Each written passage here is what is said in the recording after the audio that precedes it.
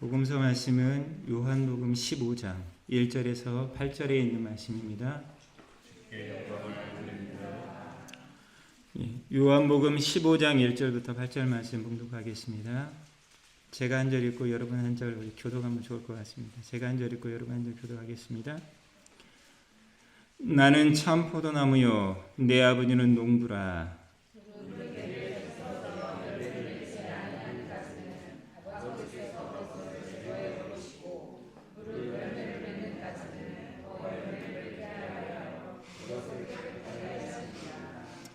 너희는 내가 일러준 말로 이미 깨끗하여졌으니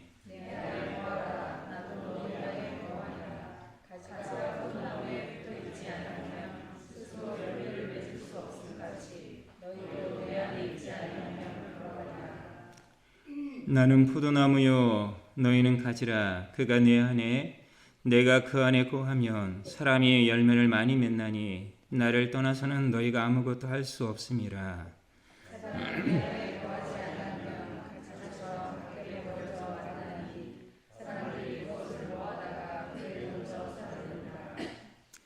너희가 내 안에 거하고 내 말이 너희 안에 거하면 무엇이든지 원하는 대로 구하라. 그리하면 이루리라.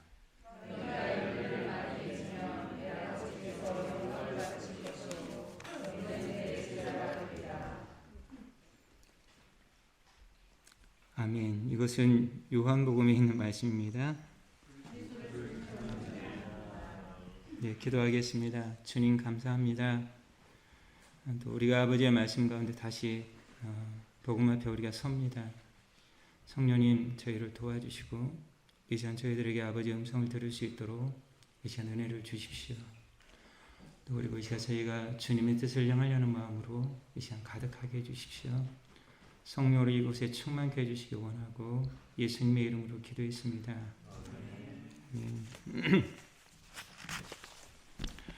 예, 오늘은 설교 제목은 열매 맺는 제자의 삶이란 이런 제목을 가지고 여러분과 좀 나누고 싶습니다. 봄이 왔죠. 저희 집 앞에 수선화가 처음에는 아주 이쁘게 펴서 보니까 우리 지고 또 이쪽에 수선화가 폈더라고요. 그 다음에 튤립이 굉장히 이쁘게 폈어요. 빨간색 튤립이 굉장히 이쁘게 피고 또 그 다음에 이제는 또 뭐가 올라오냐면 나리꽃이 또 이렇게 쑥대가 이렇게 쭉 올라옵니다. 작년에 이렇게 튤립이 이렇게 조금밖에 없었는데 올해는 열매를 많이 맺어서 얼마나 많이 번식했는지 옆에가 쫙 그냥 튤립이 옆에 쭉 있어요. 그래서 이것을 조금 이렇게 파종을 해서 다른 데다 좀 심어야 하는데 그런 생각을 했는데 그러지 못하고 있습니다. 저는 1993년 10월 달에 예수님을 인격적으로 만났습니다. 회심했습니다.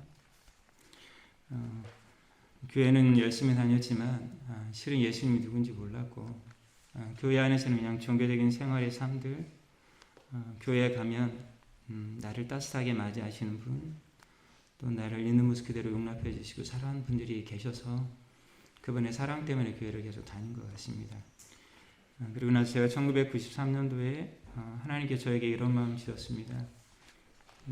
내가 술과 담배는 하지 않고 교회 생활은 열심히 하지만 실제적인 삶에서는 전혀 예수 믿는 사람처럼 삶들을 살지 않은 내 자신을 보고 주님께 한번 이렇게 기도했었습니다.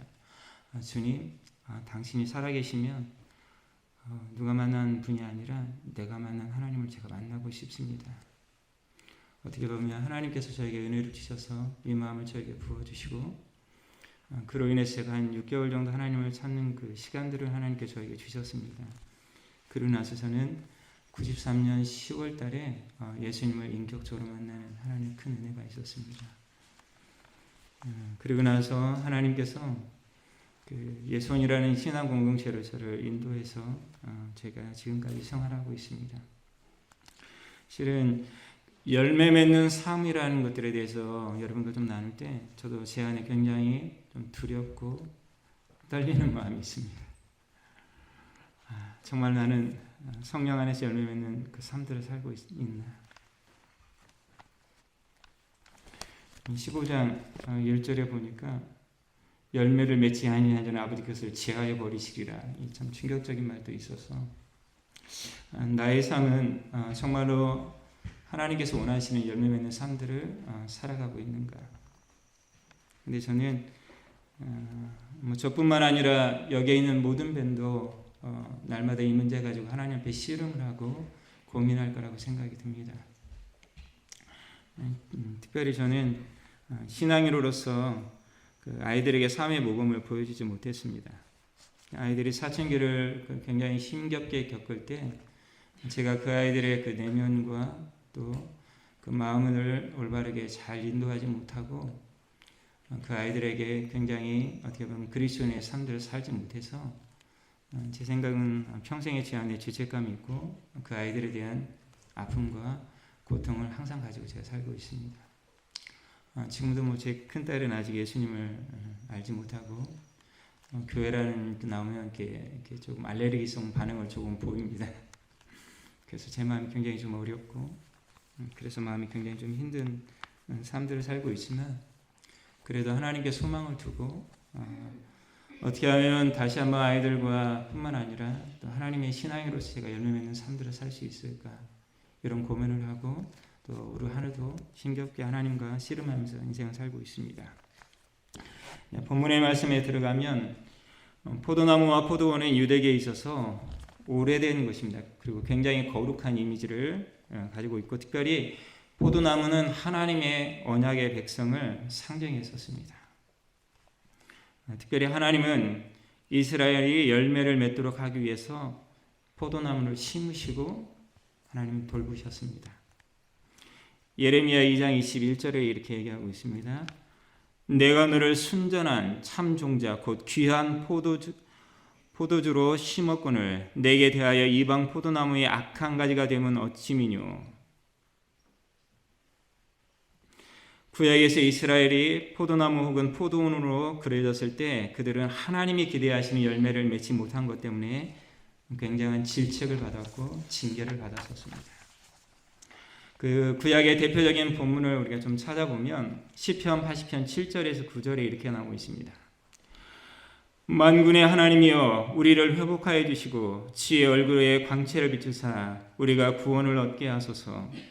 주께서 한 포도나무를 애굽에서 가져다가 민족들을 쫓아내시고 그것을 심으셨나이다. 주께서 그 앞에서 가꾸셨으므로 그 뿌리가 깊이 박혀서 땅에 가득하며. 하나님이 직접적으로 이스라엘 백성들에게 말씀하신 내용들입니다.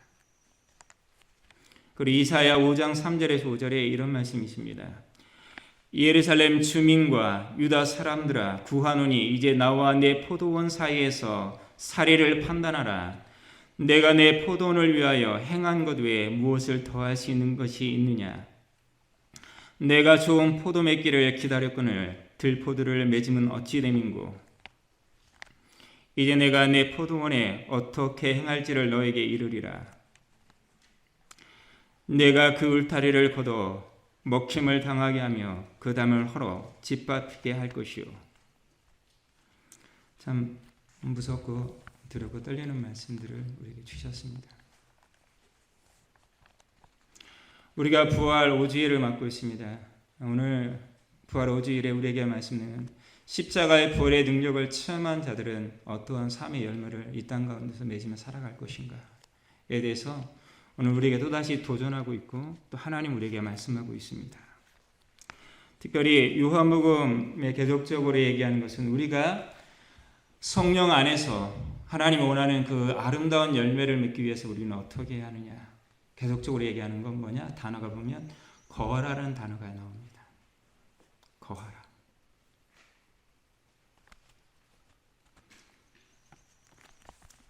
무슨 뜻일까요? 거하라. 요한복음 14장에 특별히 요한은 성령에 대해서 얘기합니다. 보혜사 성령에 대해서. 성령이 너에게 오시면 너희가 모든 진리로 너희를 인도하리라. 가르치리라. 보여주리라. 사랑 가운데 그와 같이 너희를 버려두지 않고 오시리라. 우리가 하나님이 우리에게 원하시는 요구하는 열매를 맺는 삶은 성령 안에서 그분의 음성을 듣고 그분의 인도하심에 따라서 순종하는 삶들을 살아갈 때 우리의 삶 가운데서 하나님께서 원하시는 그 생명의 거룩한 물결이 우리의 삶 가운데 흘러나는 하나님의 위대한 역사가 우리 가운데 일어납니다. 이런 분들을 보는 것들은 하나님의 축복이죠.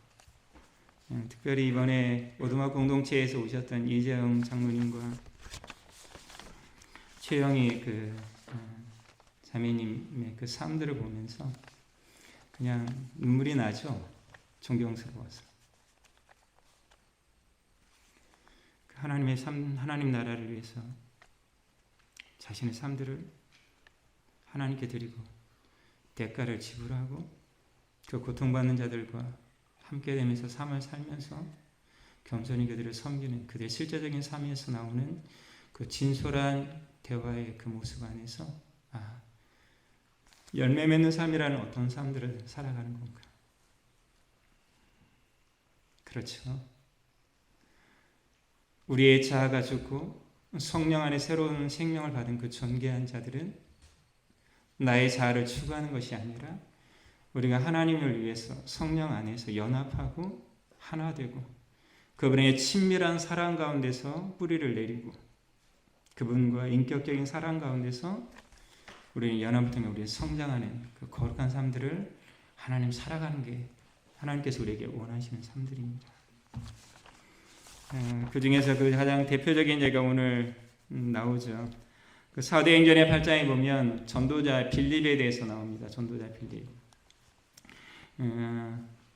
하나님께서 성령이 너에게 임하시면 권능을 받고 예루살렘과 온 유대와 사마리아와 땅끝까지 이르러 내 증인이라고 말씀하셨는데 예수님의 그 12사자들과 제자들이 성령의 능력을 통해서 온 예루살렘과 유다의 복음이 전해졌는데도 사마리아나 이방인들에게 복음 전할 생각을 못합니다. 그래서 하나님은 결단을 하고 스데반 순교를 통해서 그 십자가의 생명을 받은 그 존귀한 자들과 부활의 능력을 체험하는 자들을 전부 다 뭐합니까? 흩어버립니다. 그래서 사도행전 8장 1절 보면 사도 외에는 모든 자를 다 번다 흩어버립니다. 뭐 하기 위해서요? 열매를 맺기 위해서. 예수님의 그 십자가의 생명의 능력을 통해서 그들이 구원을 받고 하나님의 백성으로서 거룩한 삶들을 살아가기 위해서 하나님은 스데반이라는 그 집사의 희생을 통해서 핏값을 하나님 드리면서 하나님은 어떻게 해버려요? 흩어버립니다. 그러나서 사마리아의 복음을 전하는 게 사도가 아니라 빌립 집사였습니다. 빌립 집사가 동일하게 어떻게 보면 예수님과 사도들의 그 능력을 행하였을 뿐만 아니라 복음을 전할 때 어떻게 보면 이스라엘 백성들이 사마리아 사람들을 조롱했죠. 걸로 길도 다니지 않았어요. 멸시했습니다. 아주 저주받은 땅입니다. 이방 태역 군인들이 들어와서 유대인들과 아주 혼혈해서 살았던 그 저주받은 땅 그곳에서 하나님이 새로운 생명을 일으키고 하나님 그들에게 열매를 일으키는 그 위대한 역사를 빌립 집사가 감당했습니다. 그리고 또 빌립 집사에게 어떻게 해요? 이디오피아 여왕 간디게 내시에게 가서 복음을 전합니다. 저는 하나님은 참 위대하시다고 생각합니다. 애굽에서 좀 더 떨어져 있는 그 이디오피아에 있는 사람이 예루살렘에 들어와서 하나님 앞에 예배하기 위해서 거기까지 왔다는 건 정말로 대단한 신앙을 가진 사람입니다. 그 사람이 성경의 이사야서를 읽을 만큼 그 마음이 열렸을 때 하나님께서 빌립을 통해서 어떻게 해요? 가서 전해라. 빌립이 순종했을 때 이사야서를 읽고 이게 무슨 뜻인지 이사야 53장에 있는 말씀입니다. 고난받는 종에 대해서 설교를 하는 것입니다.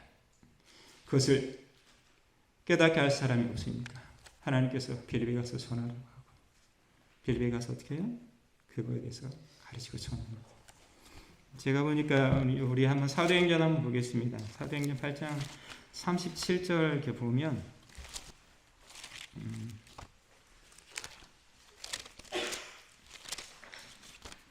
37절에 원래 없음이라고 나와 있잖아요. 근데 원래 다른 거 제가 보니까 거기에 있는 것도 있습니다. 어떤 사본에 빌립이 이르되 내가 마음을 온전히 하여 믿으면 가하니라. 대답하여 이르되 내가 예수 그리스도께서 하나님의 아들이신 줄을 믿노라가 있음. 그 단어가 거기 원래는 있는 건데 제가 읽는 게 좀 정답인 것 같습니다. 빌립의 전도를 듣고 자신의 죄인됨을 고백하고 예수가 하나님의 아들이심을 믿고 십자가의 생명의 능력을 경험하는 것입니다. 열매 맺는 삶입니다. 하나님은 그 십자가의 생명의 능력을 전하기 위해서 그 하나님 그 아버지의 마음이 얼마나 위대한지를, 왜 우리가 열매 맺는 삶들을 살아가는지에 대해서 우리에게 하나님 보여주고 있습니다. 놀랍죠? 이재영 장로님이 오셔서 무뚝뚝하지만 그분이 오셔서 그 아프리카 말라위의 그 복음을 전하기 위해서 그들이 헌신했던 그것들을 보면서 하나님은 참 놀라우신 분입니다. 가장 연약한 자들을 통해서 세상에 조롱받고 멸시받고 손가락질 받는 그들을 통해서 그들의 그 연약한 헌신이지만 헌신을 통해서 그 말레아의 땅을 변화시키고 아프리카의 온 땅을 또 하나님 마음을 받아서 섬기려는 그 마음을 주신 게 누가 주셨겠습니까? 주님이십니다. 주님이시죠. 십자가의 생명을 받은 자들이 행할 당연한 것들이죠. 당연한 것들입니다. 그게 위대한 거 아닙니까? 요한일서에 이렇게 보면 우리가 열매 맺는 제자로서 삶을 살기 위해서 또 해야 할 것도 하나 보면 사랑하는 것입니다. 우리는 알고 있습니다. 그렇지만 참 어려운 거 사랑하는 것입니다. 제가 김영희 성사님 예전에 그 인천에 신도에 있을 때 저희가 갔을 때 거기서 2박 3일을 예손 식구들이 한번 갔었어요. 갔는데 그분들이 이제 고백을, 3회 고백을 잠깐 어둠으라고 신앙 대화는 이제 느꼈더라고요. 자기들도 공동체가 거의 다 깨어질 위기가 있어서 이제는 다 헤어지자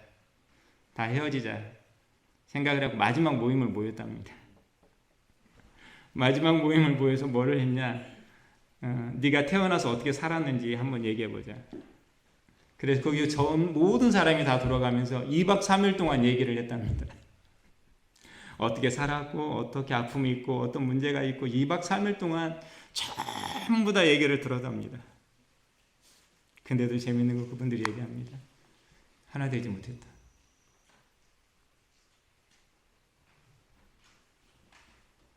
근데 그분들이 깨닫는 게 하나가 있었습니다. 예수님의 십자가 외에는 하나됨이 있을 수 없구나. 그렇죠. 우리가 어떻게 나와 다른 사람들을, 나를 공격하고 원수처럼 대하는 사람들을 조롱하고 멸시할 뿐만 아니라 나의 존재를 인정하지 않고 내 안에 열등감과 시기와 경쟁이 가득한 우리가 나와 다른 사람들을 사랑하고 받아들일 수 있을까? 불가능하죠. 그건 불가능합니다.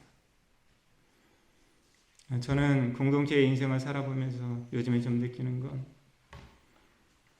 하나님 아버지의 사랑을 체험하고 그 사랑 안에서 내가 어떠한 존재인지를 깨닫고 내가 어떻게 사랑과 용서를 받았는지에 대해서 깊은 깨달음이 있는 사람들이 사랑하시는 하나님의 힘이 부어진다.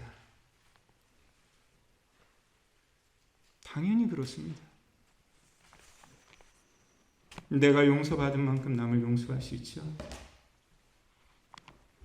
내가 아버지의 사랑 안에서 내가 누군지를 깊이 체험한 것만큼 다른 사람 사랑할 수 있는 힘이 생기죠.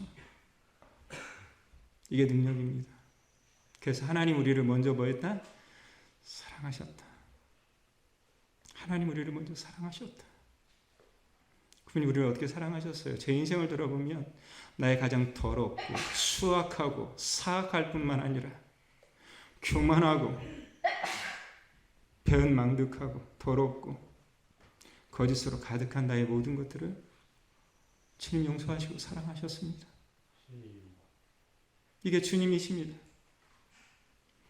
그분은 우리의 있는 모습 그대로 받으셨고 내가 그래도 너를 사랑한다. 그 말씀이 우리에게 생명을 주셨던 그분의 그 십자가의 사랑. 그래서 영원히 사단의 종로로 살 수밖에 없었던 저희들에게 하나님의 생명이 우리에게 부어진 것입니다. 이 진리가 하나님 말씀 가운데서 우리 안에 뿌리를 내릴 때 믿으십시오. 우리는 열매 맺는 삶대로 살아갈 수 있습니다. 크게 능력인 것입니다. 크게 우리의 힘이 되는 것입니다. 우드마 공동체가 오셔서 우리에게 큰 힘을 주고 가셨습니다. 그 두 분의 겸손한 섬김과 사랑들, 진솔한 삶에서 겪은 실제적인 그 사랑의 그 능력이 우리 공동체에 큰 힘을 주었습니다. 감사를 드리고 또 그분을 통해서 일하셨던 그 하나님이 얼마나 크시고 또 우리를 향한 그 사랑이 얼마나 크신지를 여러분 보게 됩니다. 지금 3개월 형제 자매분들은 3개월 동안 한 달이 지났는데 하나님 안에서 성령 안에서 열매 있는 삶을 살고 있습니까?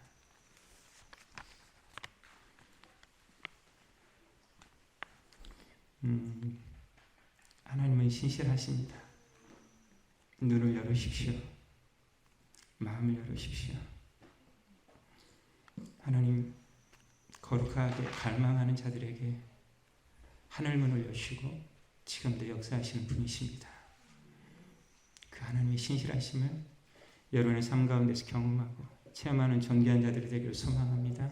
기도하겠습니다.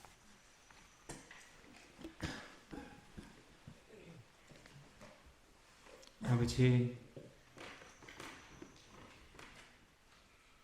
열매 맺는 삶을 살기 소망합니다.